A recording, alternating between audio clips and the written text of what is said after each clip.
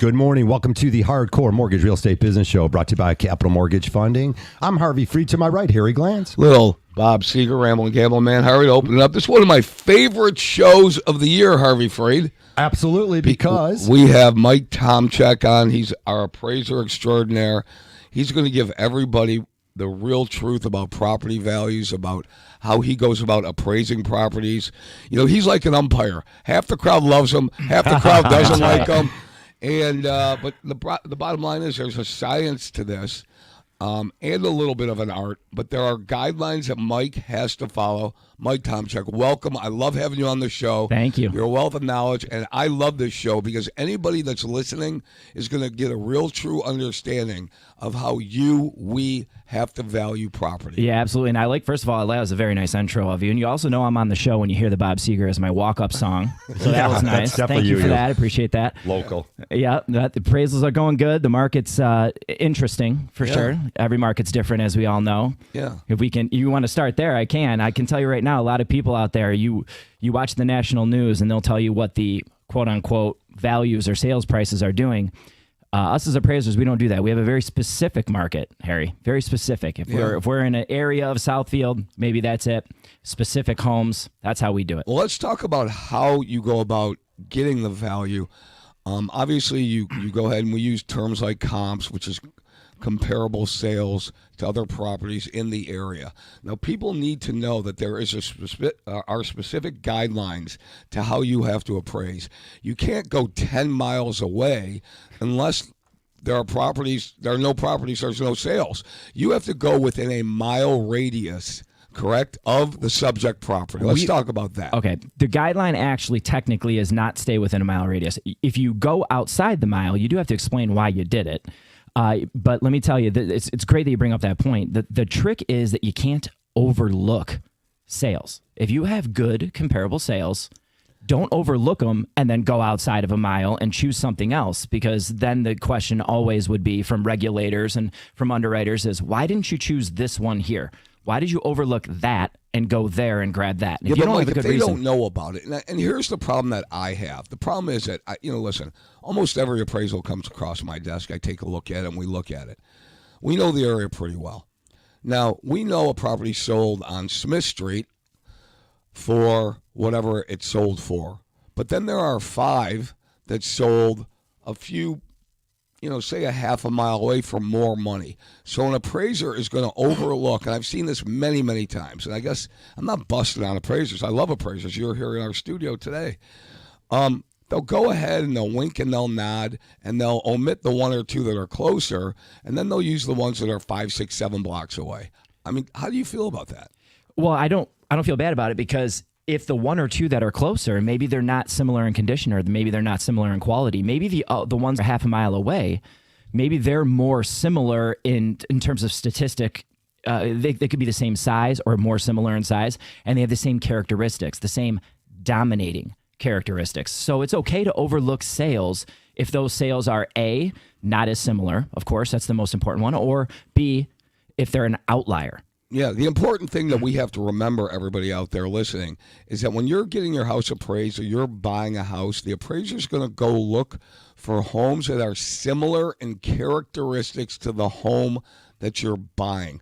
We're throwing these questions out there because Mike will make a very, very sincere analysis of this and then use the guidelines and the everybody says square footage, Mike. Everybody says, square footage is the way to go ahead and determine a value of a house. Why don't you go ahead and debunk that myth? Yeah, that's not true at all. The square footage is a component. There's no doubt. I mean, I don't want to use, if I have a 3,000 square foot house, I don't want to use a 5,000 square foot house to compare.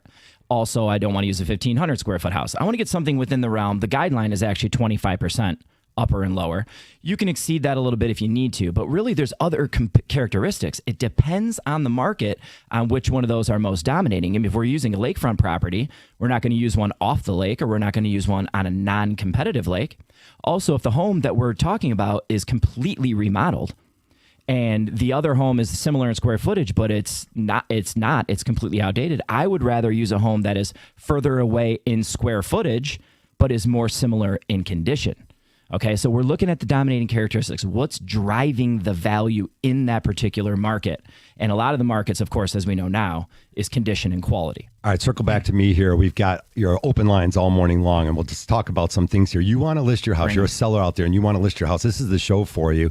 The agents all come to the house, and they're throwing numbers at you. They're bringing some analytics. I mean, it's the data's there, so we can see what's selling in the neighborhood. And for all the listeners out there, 8:05 are just joining us here on the Hardcore Mortgage Real Estate Business Show. Mike Tomczyk, Paramount Appraisals. Again, we brought in some data today. We bring in Mike with all his intelligence and how he goes about how any top appraiser is going to go about putting a value on your house. Mike, we're going to talk all about what we've so far gone over, but also we see things like these websites. What do you call them? Zillows or whatever you think. I'm not a huge fan of them. I like them for certain information. But one of the things that they've been doing that's been distorting, I think, a lot of buyers out there is they put square footage down and they're using the basement. And now we know here in Michigan, you can call that living space. But folks, let's just go back and do a little elementary stuff. The reminder is living space is different than square footage. So let's start with there, and then we'll sort of dive back into what we always touched on. When you go to a home, everything above ground, Mike, it's got to be 100% above ground. Yes. So if just a little 1% of your walkout basement, of your daylight windows, of your basement, a split level, if it's underground, that's not considered square footage here in Michigan, and I don't think anywhere in the United States. Yeah, but Mike Weiland, before you jump into it, I don't understand why. It seems it's happening more and more now than ever before, Harvey. They're listing that square footage on a listing ticket when before you never saw it. And I don't know what happened that a 1,900 square foot house now became a 3,800 square foot house because they're listing the basement, on a ranch. I don't understand it. I don't know where it came from. I need to know why it's happening because it's really misleading to people. And if there's a realtor out there that wants to call in, Harvey gave the number. Please call in and say why all of a sudden are realtors and on listing tickets showing this square footage that is including the basement when the basement is not included, Mike. Help me out with this. Yeah, well, I can't tell you why they're doing it, but I'm going to go in order here. There's three different things that we just went through right there. The first thing was you were talking about Zillow, Redfin, Trulia. Those are called AVMs. That's the abbreviation for it. I will say this about them. Garbage in, garbage out, right? That's something we know about computing statistics. If you're putting bad information in, you're going to get bad information out. That's why they're wildly inaccurate. Now, in some areas with newer construction, site condos and things like that, they can pin it down and get pretty close. But the reason you're getting such a wide range is because of what you just said about the square footage. If you're putting something in that's completely inaccurate, you're not going to get accurate information out. Okay, that's the first thing. The second thing was the underground square footage. Anything, as you said earlier, even if it's 1 square inch of that lower level is below grade, most of it's up. You got a nice, beautiful walkout. Maybe you even walk out on 2 sides of the home. Right. But 1 corner of that is below grade. The entire level is considered a basement. Sure, if it's finished, it's a finish walkout basement, which is value. It has value in itself. It's not like it doesn't get value. Yes. It's just not square footage, and that's super important. That's what's called ANSI, A-N-S-I, ANSI standards. That is the requirement that gives us that guideline, okay? It's super important that we're all following it. They're doing this so that we're all uniform in what we're reporting. That's why they do that. But Harry, to answer your question, I can't answer your question because I don't know why they are or why they're even allowed to report statistics in that manner. The identical home is a 1,200 square foot home. Let's just go there with more of a starter home, even whether it's down in Garden City, Royal Oak, Redford Township, up in Flint, wherever it might be, Grand Blanc, you name the city. If any of that basement might be finished, here's where it gets misleading. Now you might see the listing where it's listing 2 full bathrooms, while every other ranch sold, and we can see the data there, and it says 3 bedrooms, 1 bath. Just because you finish your bathroom in the basement, now, it's definitely a bathroom. And it has value. And because you put an egress window in, it's still not considered a bathroom with the square footage. It's still not a 3-bedroom, 2-bath house. That is correct. Okay. And that's one of the reasons that we appraisers still have a job is because we have to scour through those listing tickets and find out when you list it as a 2-bathroom, is 1 bathroom above and 1 below, or are both above? And that's one of the things that we're doing when we're doing the appraisals. We have to make sure the information is correct on the listing ticket. I'm not entirely sure if it's the agent's fault per se, if they're listing it that way, or if that's just the way that we use Real Comp is our MLS here. I'm not sure if that's just the way that Real Comp does it. One way or the other, it's a 3-bedroom, 1-bathroom house But if one is above grade. Yeah, it's changed. Yeah. All right, we take all your calls all morning long, 248-539-9797. We love breaking down the appraisals and your value. Of course, there's different trends in what are going out there, and these values have jumped up through the roof since the pandemic, as we all know.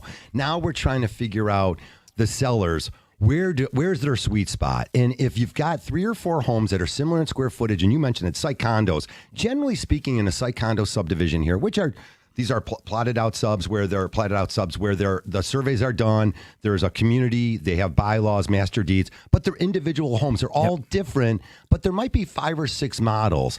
And those are what your values are going to come in. Again, if your neighbors are selling the same style house, the same square footage, whether they have finished basements or walkouts, that's really where your value is. And that makes it easy for you guys, obviously, to nail down a value on it. Yeah, that's absolutely right. So then we would go down the list of dominating characteristics, as I was talking about earlier. The first and foremost, and that would be the same project, or a site condo project is what we call it.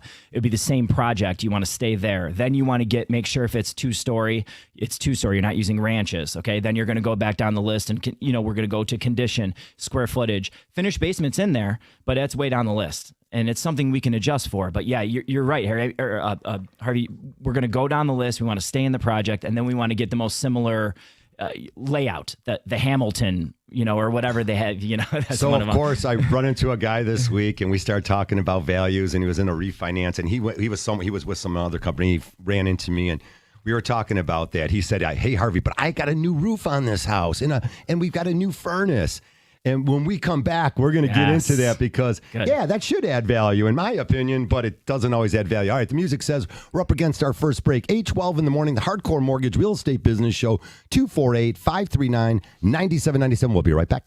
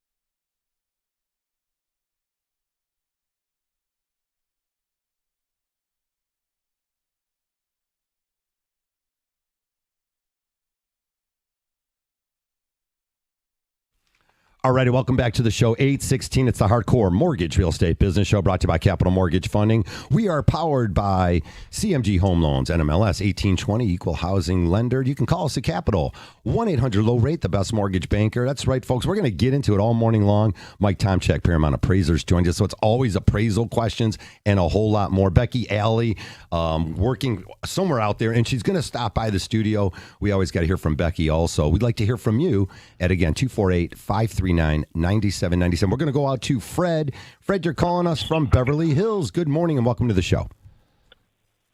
Thank you. Go ahead, Fred. Yeah. I'm getting really frustrated with, some real estate agents and builders. And I can look at a couple houses online right now where I can look in the BSNA and see that the builder pulled a permit for an 1,850 square foot house with a 600 square foot finished basement. And the MLS listing is for a 2,550 square foot house with a 1,200 square foot finished basement. And I've reported it into the MLS, but they don't seem to do anything. And I'm just wondering what avenues there are to report this fraud. Your frustration lies, let's go there, though. Are you in the industry, or are you just as an outsider saying, hey, guys, is this because you're listing your house? Tell me a little more. No, I'm in the industry. Oh, okay, yeah. That we were talking about this morning. We brought it up. Mike, I'll let you dive in.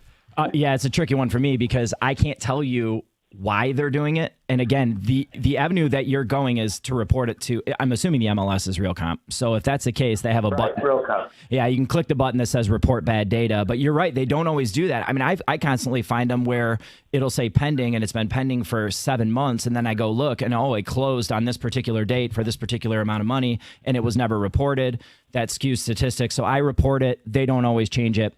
Unfortunately, I don't have a good answer for you on that one. Yeah, it's really rough. We talked about it at the beginning of the show, Fred. On this one, they're over-reporting the square footage by 700 square feet. And, if you look at the price point in the area is 350 square feet, I mean, that's almost a $250,000, fraud on the public. Right, and I had a buyer a few years ago. They bought a house. They thought it was 3,000 square foot. It turned out to be 2,700 square feet. And they called me up and they said, hey, what do you think about this? I said, well, did you like the house? I mean, if you like the house, you thought it was what do you just want to tell your friends that it's a 3,000 square foot house? It's 2,700 square feet. It is what it is. I understand the reluctance. I understand the concern. What I don't understand is that all of a sudden people are getting away with reporting inaccurate information. Yeah, and I don't know when that came about, Fred, and I said that at the top of the show. I don't know when it came about, and I just think there's something wrong with it. I'm hoping some realtor or somebody calls us up and said, listen, we are now advised to put that in because of this, this, and this. I'm waiting for the call. We haven't received one yet. Can I dive in? Yeah. Go ahead, Fred. This Fred. is flat out fraud. I mean, for full disclosure, I'm a builder and I have an intimate knowledge of what's allowed and how big it is and everything like that. And, to list it as a 2,500 square foot, they're trying to manipulate the price per square foot so it fits in with the market. So if you look at the real square foot, they'd be asking $450 a square foot for the house. I understand that frustration. I can tell you on the back end, as far as if someone is going to get a mortgage on it, the appraiser is going to measure it and they're going to call that out for sure. Unfortunately, it's not going to help with the MLS listing. It's not going to help with the statistical analysis because we're using all the compiled data. And if it's incorrect, it makes it inaccurate, of course. But I will say, as far as on the back end, I'm an appraiser, so I will measure it.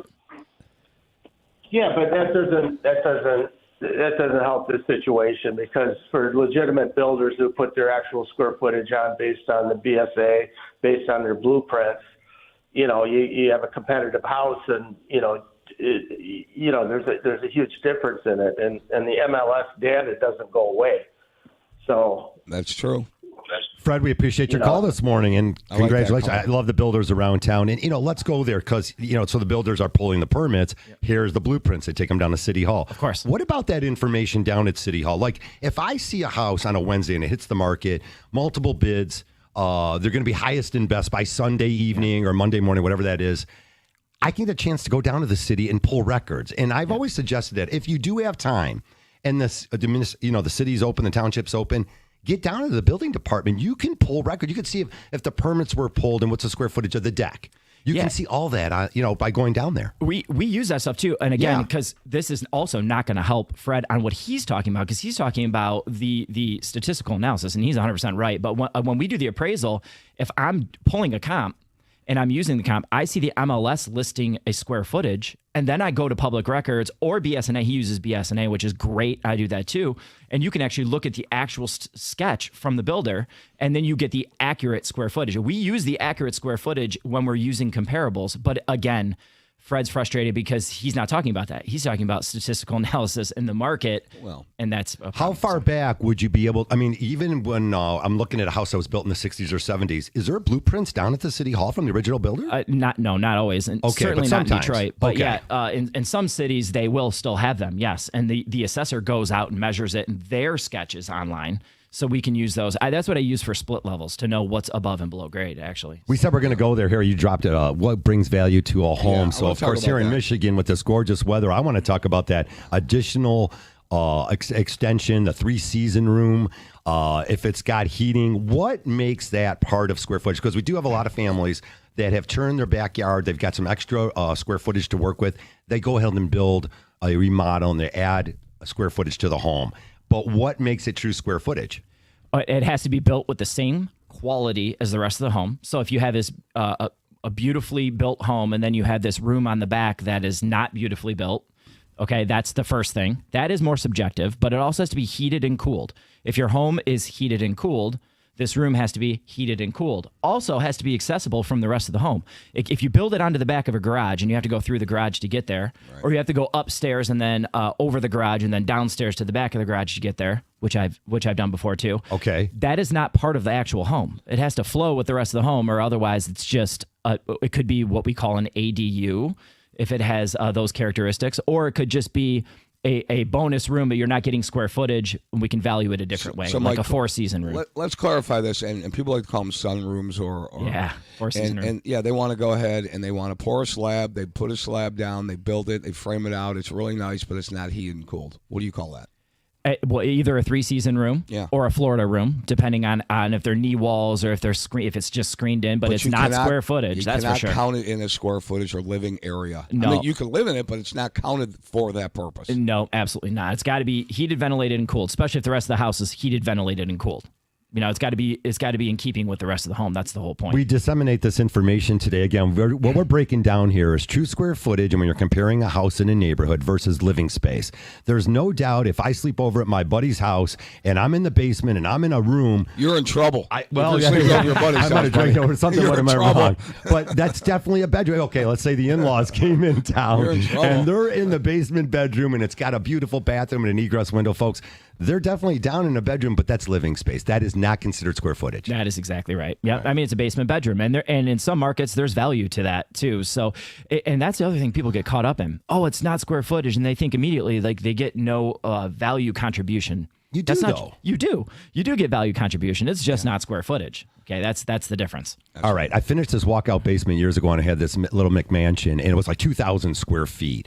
And sure enough, I had the house reappraised. And again, we're in the 2000s. And he came back and they gave me like $17,000 in value for this gorgeous walkout basement. And I had bedrooms down there and a gorgeous bath and a kitchen area and everything. Yeah, but it cost you $80 to do it. It cost me $80 to do 72, I think, Harry. Yeah. But so I put in $70,000 and got $17,000 out. Tell me that that's getting a little bit closer. Has that become a little bit closer? And the money you're spending down there, because we're getting those values. And the neighborhood sold a walkout similar.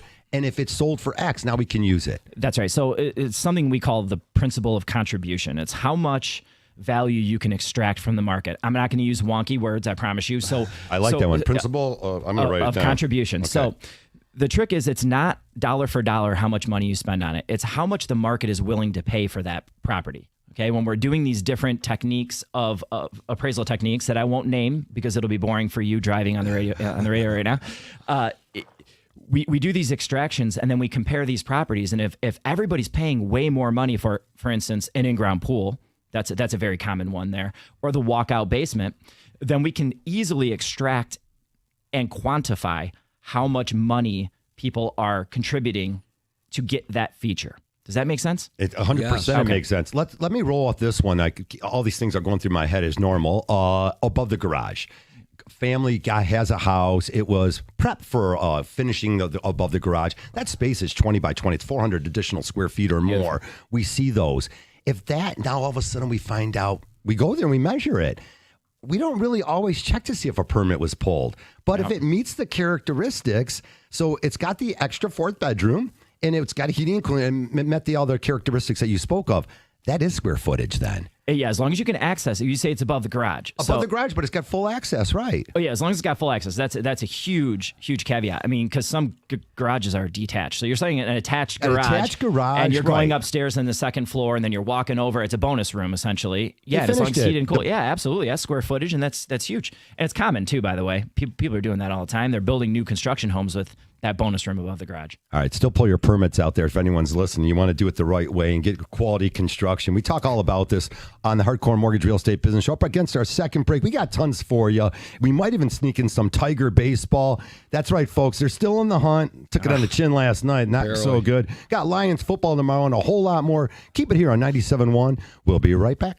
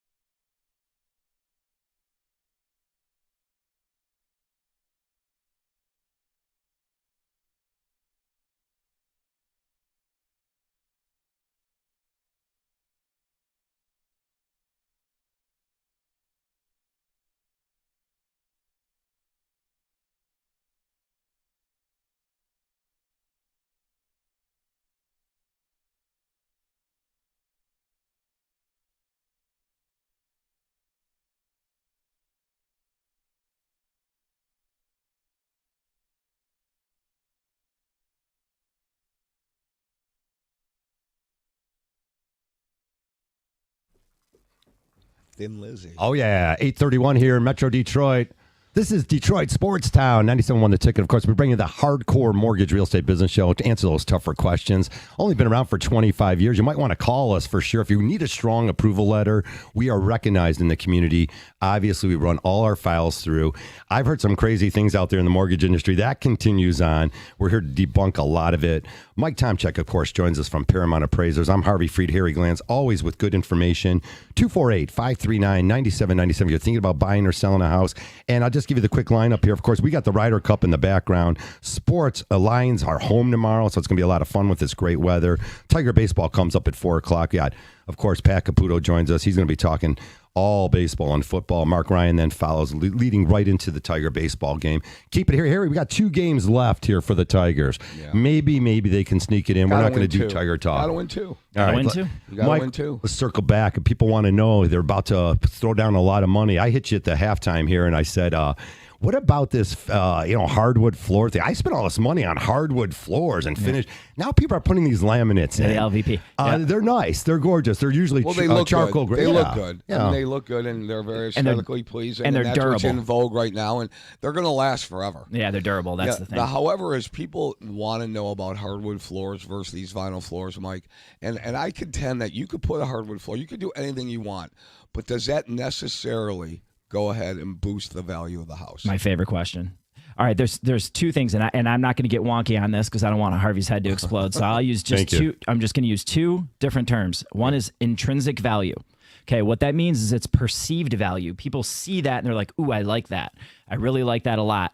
But then there's another thing called quantifiable value. That just means there's an actual dollar per dollar adjustment or value for it, something that we can actually say there is money value to it. Now, what Harry's talking about, the difference between this vinyl flooring and the hardwood flooring, it falls into the intrinsic value, meaning some people will see that hardwood and go, "Oh, I love that. That's so good. That's so much better than the vinyl." And that's great. And they may want to even buy the house because of that. But you're not going to be able to extract and substantiate a actual money quantifiable value for that. There you go. Okay. And we're always talking about these bathrooms and kitchens, and now we're talking flooring in a roof and some of the other items. Hey, Becky, are you on with us? Let's get Becky plugged in here. There you go, Becky. Yeah. Hey, Hi, I'm Becky. here. Yes, I'm about to pull into the parking lot. Obviously, I'm blazing. Always working as we are in the field, and obviously, anytime you're in the studio, Mike, it's a beautiful thing, right? Because like my head's exploding as I was like driving, listening to you guys, and I love when you use your big words like intrinsic value because like people don't know what that means. Obviously, the general public, but even to give an example, like I have a longtime client of mine. He has a beautiful lake house, right?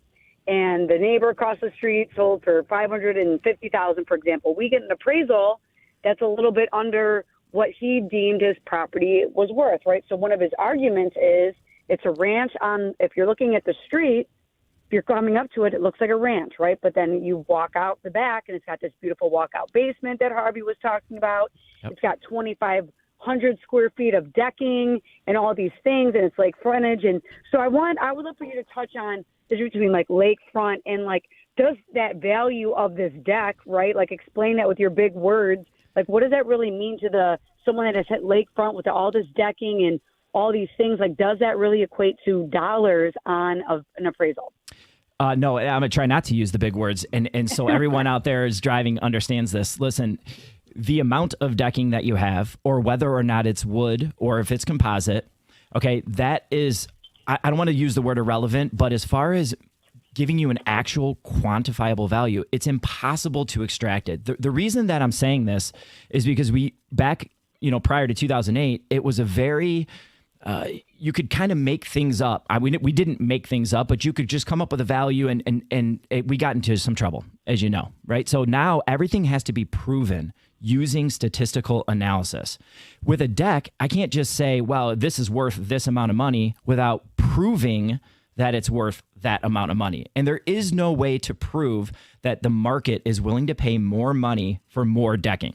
There's just no way to do it. So the house Becky's talking about, it came in, Becky, I think it came in for what, between $500,000 and $550,000, and we're looking for $600,000 on the value. And I take a look at it. The first thing I look at, Mike, is the top line. What have houses comparable to this house that the appraiser used on the report, what have they sold for? That's number one. Number two, then I look at how close to the home, to our subject, did these homes sell? What time frame did they sell? And, of course, I look at all the pictures and the stats, and it's really tough. And sometimes these appraisers, and Becky can verify this, appraiser went 10 miles away for an inferior home. Now, so the house came in, it was valued at about 515, 550, somewhere like that. They added a comp that was 398, and it was 10 miles away. I mean, the only reason I could see that an appraiser would put that in there is because that's the only other comp around. Yeah, on a lake. That could be the reason. It also could be a reason we have these weird guidelines. We talked about this in the outset here. So some guidelines that the lenders are going to require us to do, like we have to have sales that sold in the last 90 days, right? If nothing's sold in the last 90 days, they may go far away and they'll go get something like that. Or if they need to, we have a thing called bracketing. You have to have something that's larger and smaller. You can't have all homes that are larger than this one or all superior. So maybe they needed something inferior, which this one clearly was. So they went away just to get one home in there that's inferior. Sometimes they'll do that just to meet a guideline. Yeah. All right, Becky's getting in the studio, too. That's good. All right, so I don't want to jinx it for any of us. 248-539-9797. The values have been there, so I just don't want people to freak out. Values have definitely been there. We do see a lot of overbidding, and, of course, that's been going on, Mike, since 2020. Now, if you bought during the pandemic, 2021 or 2022, you're happy. Those are some great years. You might have put 5% down, Mike, and not only 12 months later, you had 20% equity. So we have seen a lot of that. Not so much right now as we see values across the United States have leveled out, but there's still going to be pockets across Michigan that are getting 50 to 60,000 over asking price because all these things that you can't quantify, but it's got the brand new Trex deck, which is, 30, 40 grand out of your pocket sometimes. So definitely the values are there, but things are, we'll talk about the appreciation of that and dive into a little bit of that. Yeah, one of the main things there is location and price point. Yeah. You have agents on the show all the time and talk about this, and they're right on the money with this. There's a certain price point where everybody's kind of fighting for it. And if I'm not mistaken, I think it's somewhere between maybe $375 and $475, or maybe $350 and $500, somewhere in there that like everybody's fighting for those houses. And there's only, there's a finite number of them. So that alone is one of the reasons that particular, market is they're getting these huge offers. That's one of the main reasons. Okay. It's typically not because they have a pool, if that's what you're suggesting. It's the location. It's more, the location. And, It's the location more than it is the actual characteristics. And like you said, the value of that property in that area is driving the demand up. Yes. Okay. And when it's supply and demand, if the demand is high, the prices are going to be higher. And you're going to see that because that house maybe a year ago was selling for $50,000, $60,000 less. And that's why when we tell people, if you're in the market, don't get out of the market, because the more that you wait, if it appreciates 6-7%, even the 10% in a year on a $300,000 house, you're going to pay $30,000 more for that house next year. And when you go in there and you're seeing these sales, Mike, I'm sure you walk into some houses and you shake your head and you go, I can't believe this. Yep. I was just in this house a year and a half ago, and now take a look at it. It's $40,000, $50,000, $60,000 more. Yeah, no, it happens all the time, and that is severely outpacing the rest of the market too. So that becomes a problem when the appraisal comes in less than the sales price. Yeah. No, by the way, that doesn't mean it doesn't come in at value. It's coming in at value. Your sale price just happens to be higher than the value. Let's make sure we're using the right. Yeah, there's a difference between price and value. Yeah. I mean, that's like people don't, like what someone's willing to pay for, like you said, is if I want something, I'm going to pay for it. And if I want vinyl floors over hardwood floors, that is that value that I'm, as a buyer, I want that because maybe I have kids or dogs and I don't have to worry about messing up hardwood floors, and then other people don't want that. So it's like, that, and that price point is true. It's a very competitive in that certain price point, but you're also seeing some pullback, right? Where houses are sitting a little bit longer. Mm-hmm. There's a lot more concession. So how do appraisers adjust that within the purchase price as well, right? So let's talk about that, because people concessions are a seller is willing to pay some of your closing costs, and that might be built in to that purchase price. And I know, appraisers, you look at that. Oh, we look at that. And a lot of times we're adjusted for it. Now, Fannie and Freddie, for those of you out there, those are the GSEs that are buying up the loans. They have put out some guidance that says we are not allowed to just across the board adjust for concessions anymore. Okay, so we have to do market research on that.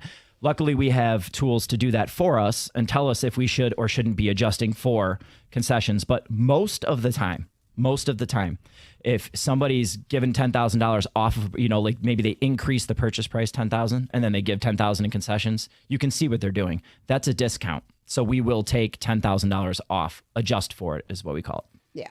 And that's like where, in this market right now, buyers have a little bit more wiggle room. Affordability has been a huge issue over the last 5 years, right? So with the rates pulling back a little bit, houses are sitting a little bit longer. And when we say a little bit longer, that certain price point is going to fly immediately, like really quick, multiple offers. But maybe grandma's house with good bones might be sitting for 30 days. And so when you have concessions there, that might affect what the value is going to come in versus the purchase price. Yeah. All right. That music says we're up against our third break here. I hope you join us. 248-539-9797. We come back. We're going to talk about these sellers' concessions. Becky, you threw it out there. A lot of you folks spent money on buying down the interest rate last year. You were freaking out at 7.25%. Well, guess what? We told people not to do it, Harvey. Don't do it. The 2-1 buy down, the 1 year buy. Hey, folks, we're going to shed some light on that. Again, 248-539-9797. We'll be right back.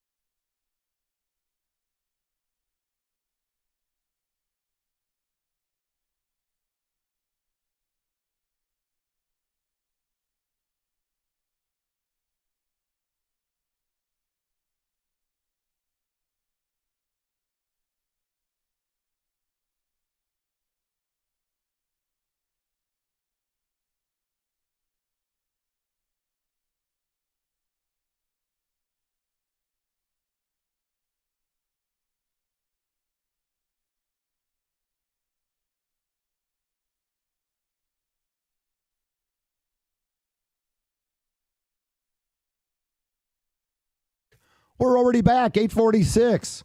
That's right. You got a 97.1 The Ticket here. The Hardcore Mortgage Real Estate Business Show. Becky just slammed in here. I know. I'm sure I came in like sounding like a ton of bricks. I'm like always like a hurricane when I walk in a I want room. to thank the state police for looking the other way as she was maybe 5 or 10 miles over. Maybe only maybe. 5. Maybe Yeah. 5. Yeah. Mike Maybe. Tomczyk, Paramount Appraisals, joins us all morning long. I'm Harvey Freed, Harry Glanz, and of course Becky Alley, as always. Giving you some great information. There's a refi boom. Really, it's just starting up a little bit here as we see interest rates definitely trickle down. That transparency always with the Federal Reserve. It's not a direct correlation to interest rates, but there's no doubt that the investor sentiment, economic signals, and the MBS, mortgage-backed securities, really play a heavy-duty role on where these interest rates go. So, Becky, clients borrowed $400,000 a year and a half, 2 years ago. All I was hearing was all of a sudden the 2-1 buy down, and then the thing went around forever. But some folks took the seller concession of $8,000. Say the loan was $400,000. Becky, 2 points is $8,000.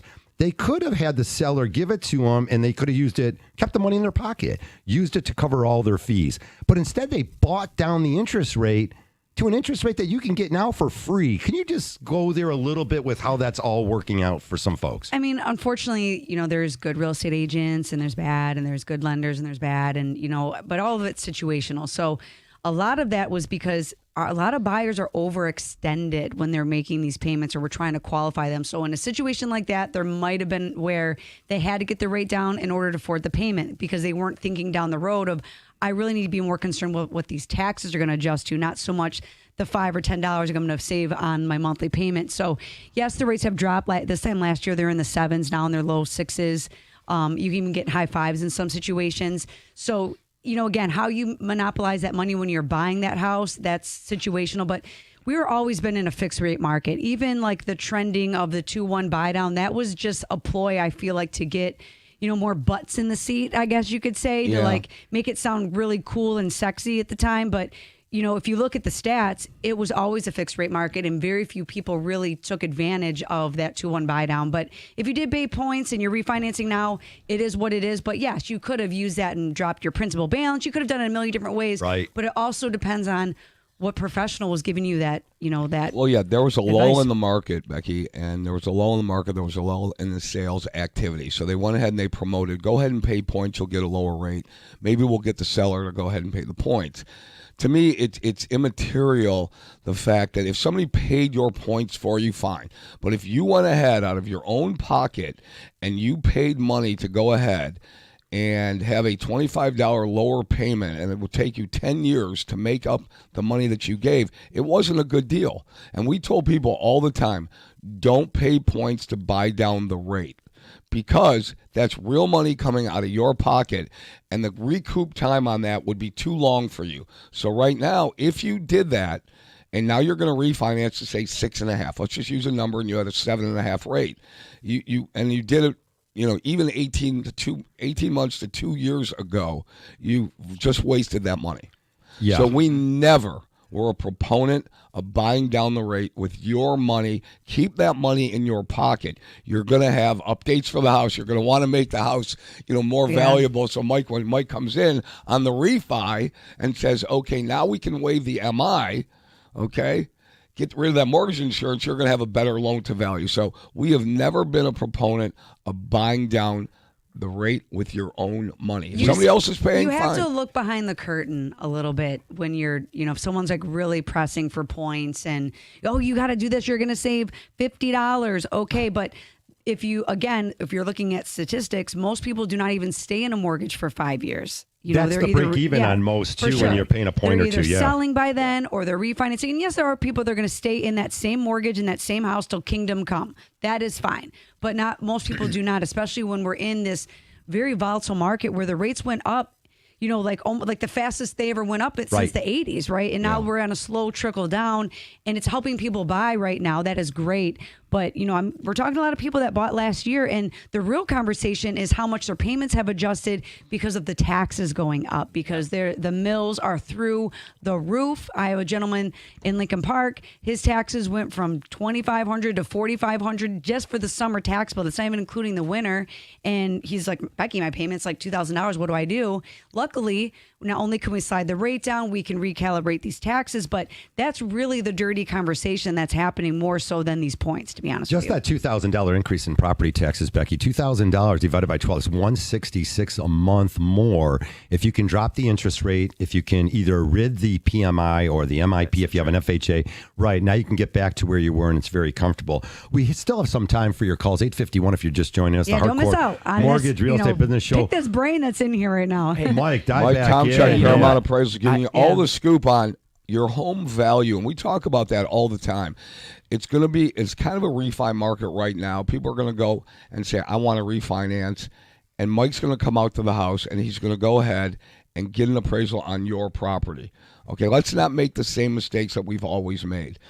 Those brick pavers, Mike, that you put in over the summer might not bring that value up. No, well, not necessarily, right? The contributory value that we talked about earlier, you're going to spend a lot of money on those brick pavers. Yes. You probably are going to get some return. You're probably going to get some return. Right. Highly unlikely that it's going to meet the same exact price Not that you dollar spent on for it. dollar. Not dollar for dollar. That right there is a public service announcement. Thank you. Like, everyone out there listening, whatever you spend on it, not necessarily is going to give you that return. It might, but it's highly unlikely. Yeah, for example, a pool could cost you over $100,000. Yeah. You might get $30,000 additional value. Best example if you're yet. in a market where people are desiring it. But then again, if you have someone that really wants a pool, they're going to pay the premium. Yeah, no, I mean, I got to say that Trex decking some beautiful stuff, though. I am sick of power washing and staining our deck, and we seem to You have want to the do PVC that. then. So there are some things, right, that you can do that actually will save you money down the road. Yeah. And we know Trex decking is one of them. We see that really nice siding, too, being put up on homes, Mike. Do you have a side hustle with Trex decking? No, I did. I mentioned it a few times today. I might have. No. What are you We're about to doing? be Sponsored. You know my side hustle. All right, okay, we're talking like I think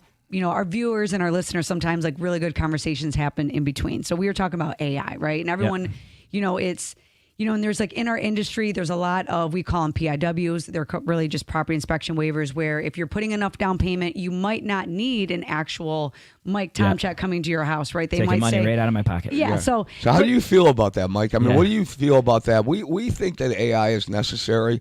There are certain things AI is going to tell us, but there are other things, Mike, that when you walk into a house, you're going to find out more than what AI knows. Yeah, AI is a phenomenal tool. I use it all the time. I do believe that they're using it a little bit to cut into the appraisers and the appraisals needed, and I understand it. I don't like it, but I understand it.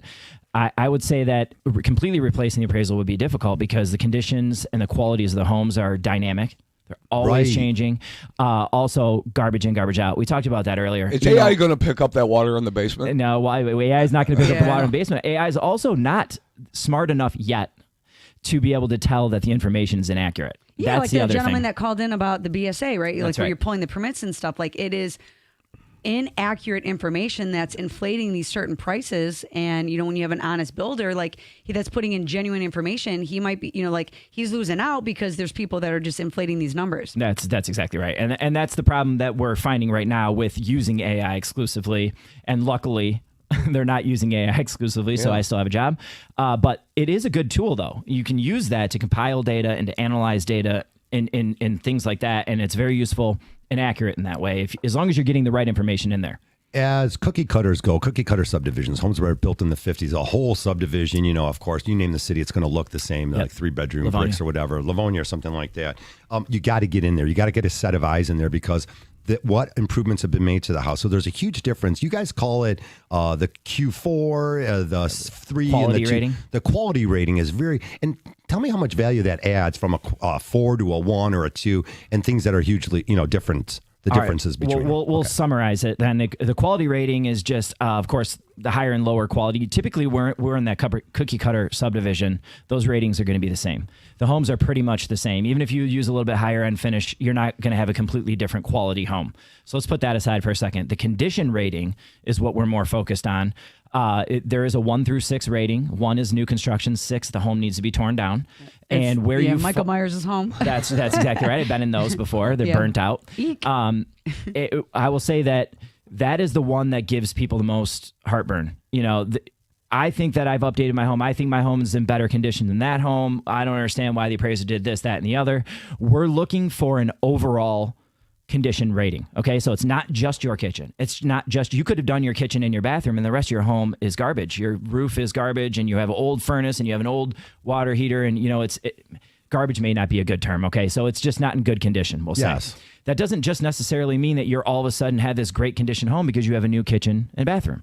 It's an overall condition rating. And yes, that is super important part of the valuation process. We can go on for another 2 hours with Mike Tomczyk. Oh yeah, we People even like get to in hear like the about whole that. like Love upstairs it. you got a bungalow and how that doesn't count. Oh, if man. they, Yeah. we didn't, because that's where I was going to go with Yeah, I got next. some Like, on that. That's a huge, So good. Such huge, good huge, information. Huge thing. All right, more great stuff in the future shows, of course. Thank you for listening to Hardcore Mortgage Real Estate Business Show. Thanks, Mike Tomczyk, Paramount Appraisals. pleasure. If you need an appraisal done, you could just do it for your own reasons. You can call Mike Tomczyk. Get in touch with us at Capital Mortgage Funding, 1-800-LOW-RATE, the best mortgage banker. There's a little refi boom going on. If your rate's probably over in the high 6s or high 7s, you're thinking about debt consolidation, removing mortgage insurance, call us at Capital. We'll break it all down for you and save you money. Okay, real quickly for Becky Alley, for Harry Glantz, I'm Harvey Freed. We will see you next Saturday.